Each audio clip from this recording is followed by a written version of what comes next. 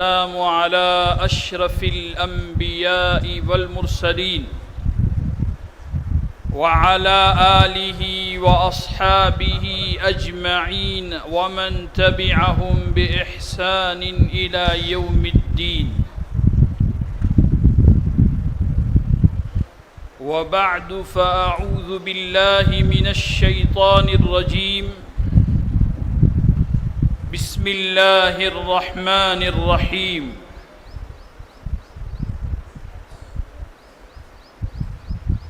فاعلم أنه لا إله إلا الله. وقال تبارك وتعالى وقل رب زدني علما. وقال تبارك وتعالى فلولا نفر من كل فرقة منهم طائفة ليتفقهوا في الدين ولينذروا قومهم إذا رجعوا إليهم لعلهم يرجعون. وقال النبي صلى الله عليه وسلم من سلك طريقا يلتمس فيه علما سهل الله له طريقا إلى الجنة أو كما قال رسول الله صلى الله عليه وسلم. صدق الله مولانا العظيم وصدق رسوله النبي الكريم ونحن على ذلك لمن الشاهدين والشاكرين والحمد لله رب العالمين. قابل قدر اساتذہ کرام اور عزیز طلباء، آج ہم سب کے لیے بڑی خوشی اور مسرت کی بات ہے کہ ہم آج سے اس مبارک مجلس کے ذریعے سے اپنے علمی سفر کو شروع کرنے جا رہے ہیں.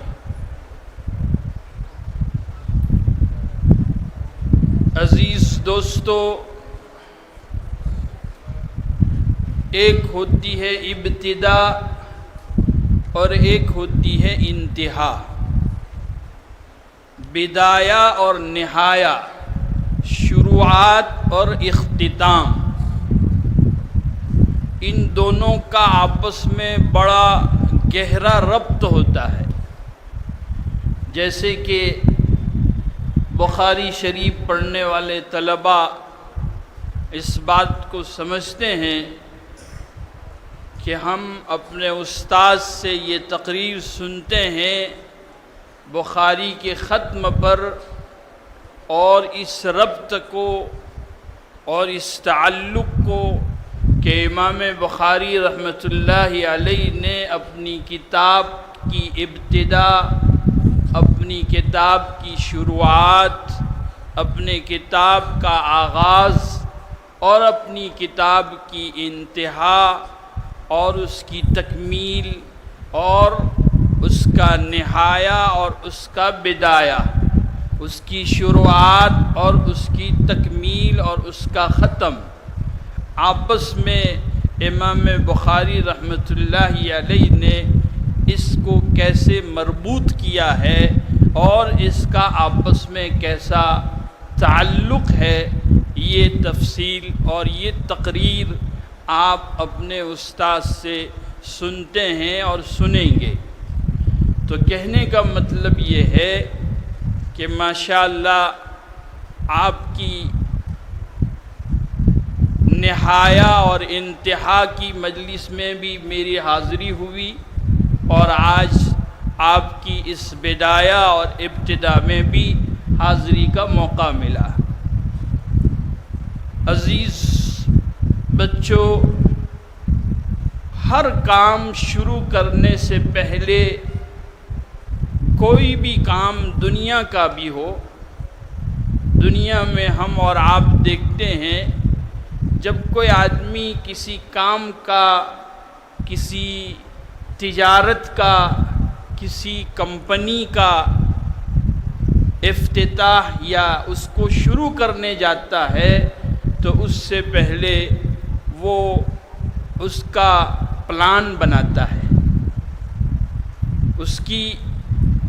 اس کے تعلق سے اپنے بڑوں سے، اس کے ماہرین سے، اس کے جاننے والوں سے، اس کے تجربہ رکھنے والوں سے مشورے کرتا ہے، اور جب اس کو یہ تمام چیزوں میں معلومات حاصل ہو جاتی ہے تو وہ اپنے کام کو پلاننگ سے شروع کرتا ہے۔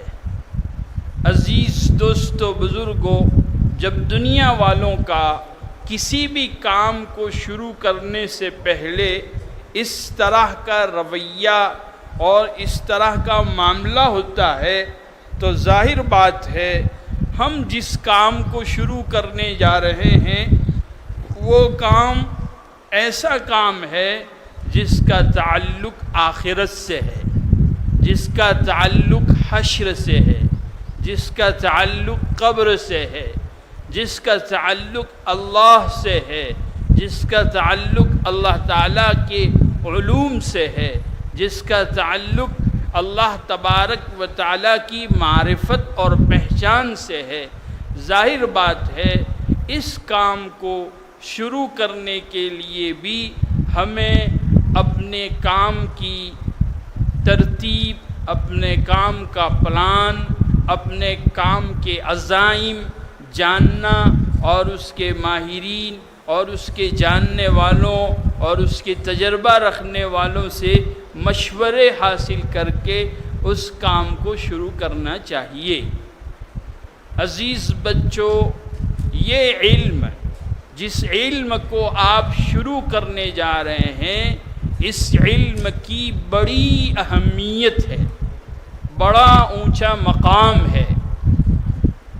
یہ علوم میں سب سے افضل علم ہے، سب سے اونچا علم ہے، اور ویسے بھی آپ اس بات کو ذہن نشیں کر لیں کہ علم چاہے وہ دنیا کا ہو، چاہے وہ دین کا ہو، آخرت کا ہو، سب سے اہم سمجھا جاتا ہے، لیکن خاص طور سے یہ علم، جس علم کا تعلق قرآن مجید کے ساتھ ہے، جس علم کا تعلق نبی اکرم صلی اللہ علیہ وسلم کی معرفت کے ساتھ ہے، جس علم کا تعلق اللہ تبارک و تعالیٰ کی ذات سے متعلق ہے، ظاہر بات ہے یہ علم بہت اونچا علم ہے، بہت افضل علم ہے،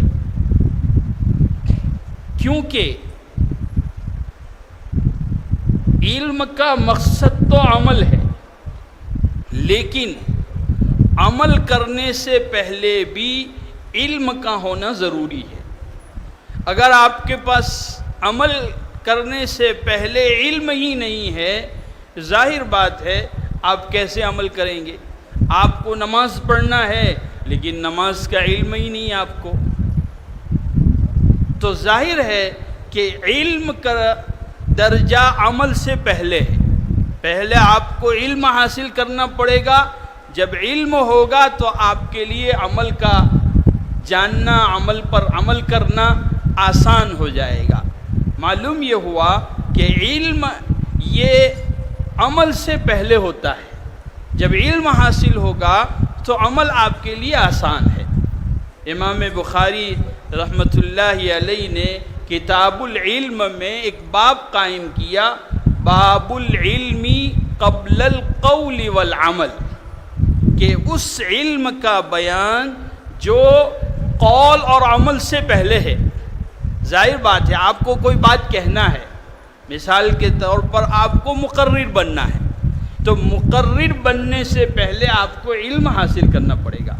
اگر آپ کے ظرف میں علم ہے تبھی جا کر آپ تقریر کر سکتے ہیں، تبھی جا کر آپ کوئی بات کہہ سکتے ہیں۔ تو قول سے پہلے بھی اور نماز اور اس طرح کے جتنے اعمال ہے، زکوٰۃ دینا ہے، حج کرنا ہے، روزہ رکھنا ہے، یہ تمام اعمال ہے، ان اعمال سے پہلے بھی آپ کو علم جاننا پڑے گا، اور پھر آپ کوئی بات کہہ سکیں گے اور صحیح طور پر نماز پڑھ سکیں گے، روزہ رکھ سکیں گے، حج کر سکیں گے، زکوٰۃ دے سکتے ہیں۔ غرض یہ ہے کہ جتنے بھی اعمال ہیں، ہمارے کچھ ساتھی یہ کہتے ہیں کہ علم تو ایک واسطہ ہے، اصل تو عمل ہے۔ اس بات میں بظاہر ایسا لگتا ہے کہ علم کی اہمیت انہوں نے گھٹا دی، لیکن ایسا نہیں ہے۔ ہمارے بزرگوں کا مقصد یہ ہے کہ علم واسطہ ہے، اصل عمل ہے۔ صحیح بات ہے، بالکل سچی بات ہے۔ ان کے کہنے کا مقصد یہ ہے کہ عمل تک پہنچنے کے لیے علم واسطہ اور ذریعہ ہے، لہذا علم کی بڑی اہمیت ہے۔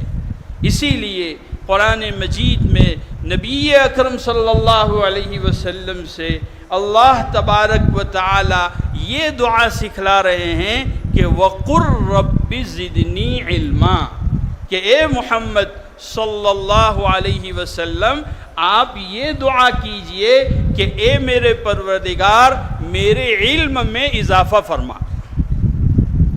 آخر کوئی تو بات ہوگی، تبھی جا کر نبی اکرم صلی اللہ علیہ وسلم سے اللہ تعالیٰ یہ دعا سکھلا رہے ہیں اور یہ حکم فرما رہے ہیں کہ آپ اپنی دعا میں یہ کہیے کہ رب زدنی علما، اے میرے پروردگار میرے علم میں اضافہ فرما۔ معلوم یہ ہوا کہ علم کی بڑی اہمیت ہے، علم کی دعا کرنی چاہیے۔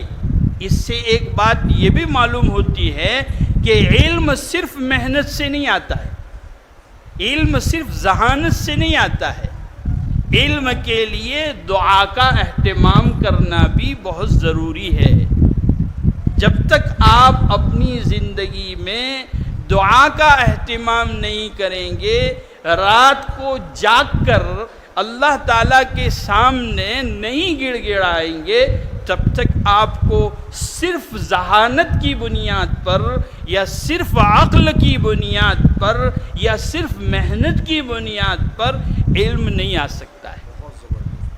وَقُلْ رَبِّ زِدْنِی عِلْمًا، یہ آیت کریمہ ہمیں اس بات کی طرف متوجہ کر رہی ہے کہ ہم اپنے اندر اپنی زندگی میں دعا کا اہتمام کریں۔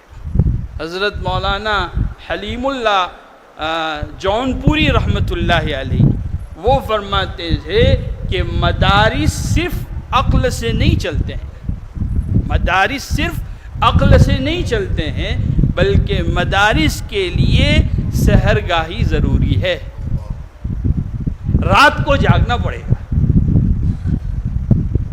اللہ کے سامنے مانگنا پڑے گا۔ جب ہم اللہ سے مانگیں گے تو اللہ تعالیٰ علم عطا فرمائیں گے۔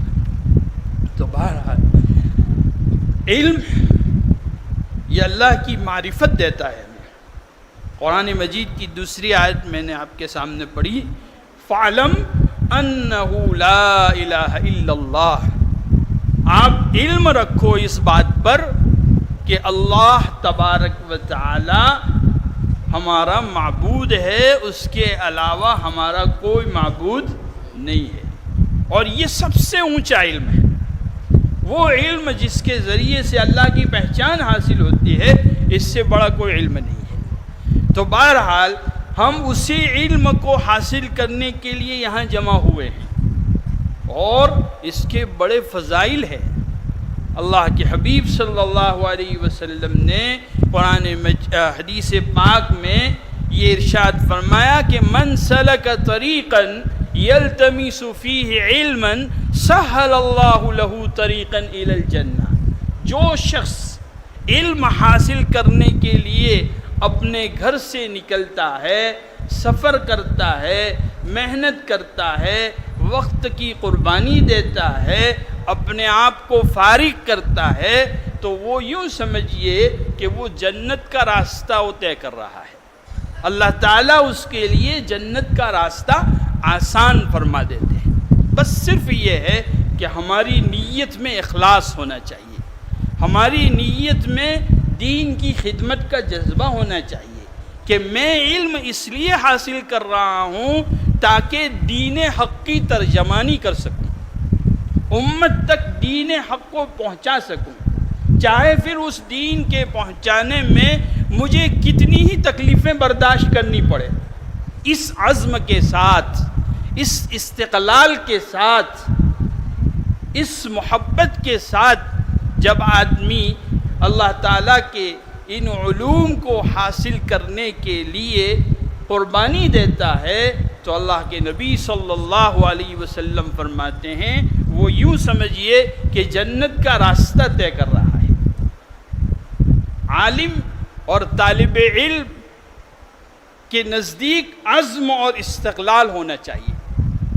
حضرت مولانا علی میاں ندوی رحمۃ اللہ علیہ نے کتاب لکھی ہے تاریخ دعوت و عزیمت، آپ اس کتاب کو پڑھیے، اس میں ہمارے اسلاف، ہمارے اکابرین، ہمارے بزرگان دین، ہمارے ائمہ جنہوں نے اس دین کو پہنچانے کے لیے کتنے عزم اور استقلال سے کام لیا، کتنی بہادری اور ثابت قدمی سے اپنے آپ کو حق پر جمائے رکھا اور دین کی دعوت میں لگے رہے۔ آپ اس کو پڑھیں گے تو آپ کے دل میں بھی ہمت آئے گی، عزم آئے گا، استقلال آئے گا۔ آج جو ہمارے حالات دنیا میں چل رہے ہیں اس سے آدمی مایوس ہوتا ہے، لیکن جب ایسے واقعات، ہمارے اکابرین کی قربانیاں جب ہم پڑھیں گے تو مایوسی ختم ہوگی، مایوسی کا احساس ہمارے دل سے نکلے گا۔ لہٰذا ہمیں ایسے واقعات کو پڑھنا چاہیے، کیونکہ علم اور ایسی چیزوں کو پیدا کرنے کے لیے صحبت ضروری ہے، اہل اللہ کی صحبت، اللہ والوں کی صحبت۔ قرآن بھی کہتا ہے یا ایھا الذین آمنوا اتقوا اللہ وکونوا مع الصادقین، کہ اے ایمان والو تم تقوی اختیار کرو، اور تقوی کہاں ملے گا؟ کونوا مع الصادقین، سچوں کے ساتھ رہو۔ بڑی تفصیل ہے، اوپر سے اس کا تعلق ہے اس آیت کریمہ کا ان صحابہ کے متعلق جو غزوہ تبوک میں پیچھے رہ گئے تھے، اس واقعے کو ذکر کر کے قرآن مجید نے یہ آیت بیان فرمائی ہے کہ اتقوا اللہ وکونوا مع الصادقین، جب تم سچوں کے ساتھ رہو گے تو تمہارے دل میں تقویٰ آئے گا۔ وعلی الثلاثۃ الذین خلفوا، قرآن مجید میں یہ واقعہ بیان کیا گیا ہے ان 3 صحابہ کے متعلق جو غزوہ تبوک میں پیچھے رہ گئے تھے۔ پھر ان پر بڑا عتاب نازل ہوا، 50 دن تک حضرات صحابہ اور نبی اکرم صلی اللہ علیہ وسلم کا ان سے بائیکاٹ رہا۔ اس کے بعد جب ان کی توبہ قبول ہوئی تو قرآن مجید نے اس کو ذکر کیا ہے اور پھر فرمایا اتقوا اللہ وکونوا مع الصادقین۔ یہ جو پیچھے رہ گئے تھے اس کی وجہ یہی تھی، اگر ان سچوں کے ساتھ تم رہتے تو تمہارا نکلنا آسان ہو جاتا تھا۔ تو معلوم یہ ہوا کہ سچوں کی صحبت، اللہ والوں کی صحبت، اہل تقوی کی صحبت، جب انسان اس ماحول میں اپنا وقت گزارے گا تو اس کے لیے تقوی والا بننا آسان ہو جائے گا۔ ماحول کا بڑا اثر پڑتا ہے۔ تو قرآن کہتا ہے اتقوا اللہ وکونوا مع الصادقین، پہلے کہا یا ایھا الذین آمنوا، اے ایمان والو۔ یہاں ایک سوال پیدا ہوتا ہے کہ وہ ایمان والے تو تھے ہی، ایمان یہ بھی تو تقوی ہی ہے، لیکن پھر ایمان والوں کو کہا جا رہا ہے اتقوا اللہ، اے ایمان والو تم تقوی اختیار کرو۔ اس کا کیا مطلب؟ تقوی تو ہے ہی ان کے پاس ایمان۔ جلالین پڑھنے والوں کو معلوم ہوگا قرآن مجید کی آیت جس میں فرمایا ھدی للمتقین، یہ متقیوں کے لیے ہدایت ہے۔ تو پھر جب وہ متقین ہے ہی ہے تو پھر ہدایت کے کیا معنی؟ تو کہتے ہیں ہدایت کے طبقات ہے، ہدایت کے درجات ہے۔ ایمان یہ تقوی کی پہلی سیڑھی ہے، اب اس میں آپ کو اوپر جانا ہے تو پھر اس کے لیے آپ کو ان سچوں کی صحبت کو اختیار کرنا پڑے گا۔ قرآن مجید بھی ایسے لوگوں کو جن میں ابتدائی تقوی آ چکا ہے ان کو اونچے مقام پر، تقوی کے اونچے درجات پر پہنچانے کی رہنمائی کرتا ہے، ہدایت دیتا ہے، راستہ بتاتا ہے، رہنمائی کرتا ہے۔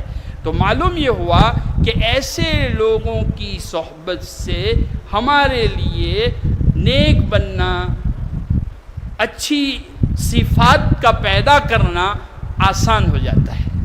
تو اس کتاب میں انہی اہل اللہ کے واقعات، ہمارے اسلاف کے واقعات، ہمارے بزرگوں کے واقعات، یہ ان کے واقعات کا پڑھنا یہ ان کی صحبت ہی ہے۔ اب اس کو پڑھتے رہیں گے تو آپ کے دل میں ویسا بننے کی داعیہ پیدا ہوگا، وہ اوصاف پیدا کرنے کی آپ بھی کوشش کریں گے، ان کی نقل اتارنے کی آپ بھی کوشش کریں گے۔ حضرت امام احمد ابن حنبل رحمۃ اللہ علیہ کا انہوں نے واقعہ بیان کیا کہ اس زمانے میں خلق قرآن کے متعلق ان پر جو تکلیفیں ہیں بادشاہ کی طرف سے ان کو پہنچائی گئی، جو کوڑے لگائے گئے، فرماتے ہیں کہ اگر وہ جلاد جو کوڑا ان کو لگاتا تھا اس کوڑے کو اگر ہاتھی پر لگایا جائے تو وہ بھی چلا اٹھے اور وہ بھی برداشت نہ کر سکے، لیکن انہوں نے اتنی تکلیف کے باوجود دین حق پر جمے رہے۔ اس کا کہنا تھا کہ آپ خلق قرآن کے متعلق آپ کا جو عقیدہ ہے اس کو بدل کر ہمارے ساتھ شریک ہو جائیے کہ قرآن مجید بھی مخلوق ہے۔ تو کہا بھی دلائل پیش کرو، میرے نزدیک جو دلائل ہے وہ میری نظر میں مضبوط ہے، آپ اپنے دلائل پیش کیجئے۔ تو انہوں نے گویا کہ انکار کیا، تو اس نے اس طرح کی سزا امام احمد ابن حنبل رحمۃ اللہ علیہ پر پہنچائی۔ اس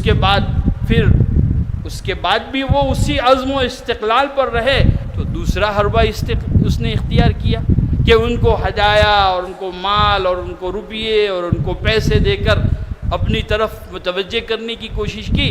امام احمد ابن حنبل رحمۃ اللہ علیہ نے اپنے بیٹے کو بلا کر کہا کہ بیٹے، ان کوڑوں سے بھی زیادہ خطرناک یہ ہدیے اور یہ روپیے اور یہ پیسے اور یہ تحفے ہیں۔ معلوم ہوا کہ کتنا عزم تھا، کتنا استقلال تھا، کتنی ثابت قدمی تھی۔ تو اس طرح سے ایسے ہی وہ کتابیں پڑھنی چاہیے جن کتابوں میں ہمارے اسلاف کے واقعات ہیں کہ انہوں نے کیسے کیسے علم حاصل کیا، علم حاصل کرنے کے لیے کتنی محنتیں کی، کیسی کیسی قربانیاں دی۔ یہ تو اللہ کا بڑا فضل ہے، اس کا احسان ہے کہ اللہ تعالیٰ نے ہمارے زمانے میں ہمارے مدارس میں ہر قسم کی سہولیات فراہم کی ہے، حتیٰ کہ ہمارے بچوں کو کپڑے دھونے کی بھی ضرورت نہیں ہے، یہ ان کی ذاتی ضرورت ہے۔ کھانے کے لیے وہ تھال دھونے کی بھی ضرورت نہیں ہے، سب کچھ تیار ہے۔ صرف مدرسے والوں کا مقصد، منتظمین اور عوام الناس جو بھی خرچ کرتی ہے ان کا مقصد یہ ہے کہ یہ طلبہ ایک ہی کام کرے، اور وہ کیا ہے؟ علم حاصل کرنا۔ ان کا یہی مقصد ہے، ان کا وقت ادھر سے فارغ کر کے وہ اپنے اس کام میں لگائے۔ تو وقت بڑی قیمتی چیز ہے، آپ اپنے وقت کی حفاظت کیجیے۔ اصل میں کسی بھی چیز کو حاصل کرنے کے لیے اس سے عشق ہونا ضروری ہے۔ جب آپ کے دل میں علم کا عشق اور علم کی محبت پیدا ہو جائے گی تو پھر آپ کے لیے قربانی دینا آسان ہے۔ آج کسی کا کوئی ناجائز تعلق ہو جائے تو اس کے عشق میں وہ پوری رات گزار دیتا ہے فضول باتوں میں، جبکہ اس بات میں کسی قسم کا کوئی یہ نہیں ہوتا ہے، لیکن جان بوجھ کر اس بات کو طول دیتا ہے اور پھر وہ اپنی پوری رات اس میں گزار دیتا ہے۔ تو یہ علم اگر اس کے اندر طالب علم کو اس کا عشق اس کے دل میں آ جاتا ہے تو اس کے لیے قربانی دینا کوئی مشکل نہیں، محنت شرط ہے، دعا کے ساتھ ساتھ محنت شرط ہے، وقت کی حفاظت ضروری ہے۔ طالب علم کے لیے موبائل یہ تو خطرناک چیز ہے، اس وقت ضائع کرنے کا سب سے خطرناک حربہ ہے یہ، لہذا اپنے آپ کو اس سے دور رکھے اور آپس میں محبت کے ساتھ مل جل کر محبت کے ساتھ رہنا چاہیے۔ زیادہ دوستی اس کے چکر میں بھی نہیں جانا چاہیے، جب طالب علم دوستوں کے چکر میں جائے گا تو بھی وقت ضائع کرے گا، تکرار کم کرے گا اور باتیں زیادہ کرے گا، لہذا اس سے بھی دور رہے۔ تو وقت کی حفاظت کیجئے، محبت کے ساتھ آپس میں رہیے، جھگڑوں کا مزاج ہمارا نہیں ہونا چاہیے، محبت سے ایک دوسرے کو، بہت سے طلباء آپ کے درمیان جدید ہے، نئے ہیں، آپ ان کو جمانے کی فکر کیجئے، ان کی رہنمائی کیجئے، ان کو ایسا محسوس کیجئے کہ آپ وہ بچوں کا یہاں دل لگ جائے، وہ پڑھنے میں جم جائے، ایسے اخلاق ان کے سامنے پیش کیجئے۔ تو بہرحال اسی طریقے سے دوسری بات، نمازوں کا اہتمام یہ بہت ضروری ہے۔ علم عمل کے لیے پڑھا جا رہا ہے، عمل علم کے لیے نہیں ہے، علم عمل کے لیے ہے، لہذا علم سیکھنے کا مطلب یہ ہے کہ ہم اپنی زندگی میں عمل پیدا کریں۔ تو نماز انتہائی وقار کے ساتھ، خشوع اور خضوع کے ساتھ، تمام سنتوں اور نوافل کے اہتمام کے ساتھ، عشق اور محبت کے ساتھ پڑھنی چاہیے۔ نماز کا اہتمام ایسا نہیں کہ حاضری کے ڈر سے ہم نماز پڑھ رہے ہیں، ہمارے اندر تو یہ فکر ہونی چاہیے کہ فرشتوں کے رجسٹر میں ہماری حاضری آ جاوے، اس لیے ہم پڑھ رہے ہیں، ہمارے استاذ کے رجسٹر میں حاضری میں ہمارا نام آئے، یہ ہمارا مقصد نہیں ہونا چاہیے۔ ہمارا مقصد تو یہ ہے کہ اللہ تعالیٰ کے یہاں ہماری حاضری کا جو رجسٹر ہے اس میں ہم غیر حاضر نہ رہے، اس انداز سے ہماری نماز ہونی چاہیے۔ اور جو طالب علم حافظ قرآن ہے ان کا یہ معمول ہونا چاہیے کہ دن بھر جتنی نمازوں میں سنت اور نوافل کا ہوتی ہے اس میں آپ ایسی ترتیب بنائیے کہ روزانہ کم سے کم ایک پارہ ضرور پڑھیں، بھئی کم ہو لیکن پابندی سے ہو۔ خیر العمل ما قل و دل، بہترین عمل وہ ہے جو تھوڑا ہو لیکن مداومت کے ساتھ، ہمیشگی کے ساتھ، ہمیشہ اس کا اہتمام آ جاوے۔ اس ایک دن میں پورا قرآن پڑھ لیا پھر کوئی نہیں، تو وہ کوئی فائدہ نہیں۔ اگر قطرہ قطرہ کسی پتھر پر پڑتا ہے تو اس میں سوراخ ہو جاتا ہے، اور دو چار بالٹی آپ ایک ساتھ بہا دو تو اس پر کوئی اثر نہیں پڑے گا۔ تو کہنے کا مطلب یہ ہے کہ تھوڑا ہو لیکن ہمیشہ ہو۔ ایسے ہی جو طالب علم غیر حافظ ہے ان کا کام یہ ہے کہ روزانہ ایسا معمول بنائے کہ کم سے کم ایک پارہ ناظرہ قرآن پڑھ لے۔ تو عملی زندگی میں ابھی سے ہمیں اپنے آپ کو لانا پڑے گا، تو آپ یہاں سے نکلنے کے بعد اپنی عملی زندگی میں کھڑے رہیں گے، اس لیے اس کا بھی اہتمام کریں۔ بہرحال اللہ تعالیٰ نے آپ کو یہاں علم کے لیے بھیجا ہے، یہ بہت بڑی نعمت ہے۔ اللہ تعالیٰ اس پر ہمیں عمل کی توفیق عطا فرماوے اور قدردانی نصیب فرماوے، اور آپ تمام کو علم نافع اللہ تعالیٰ نصیب فرماوے۔ وآخر دعوانا ان الحمد للہ رب العالمین۔